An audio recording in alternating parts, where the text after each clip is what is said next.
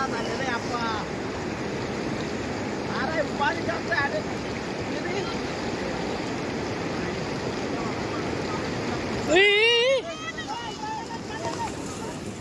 आपला. अरे पाणी जास्त आले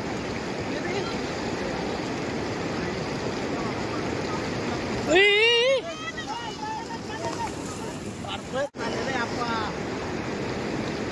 अरे पाणी जास्त आले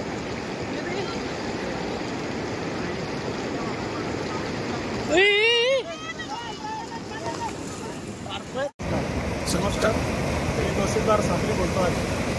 आज या ठिकाणी जो पूर दिसतो आहे हा आष्टाने गावातील फरशीवरून वाहणारं पाणी आहे.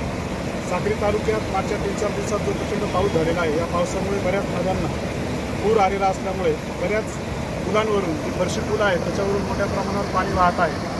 या ठिकाणाहून सकाळी 10 वाजेच्या सुमाराला 4 व्यक्ती वाहून गेल्याची बातमी मिळाली होती. त्यापैकी 3 व्यक्ती सापडलेले असून एक महिला अजूनही बेपत्ता आहे.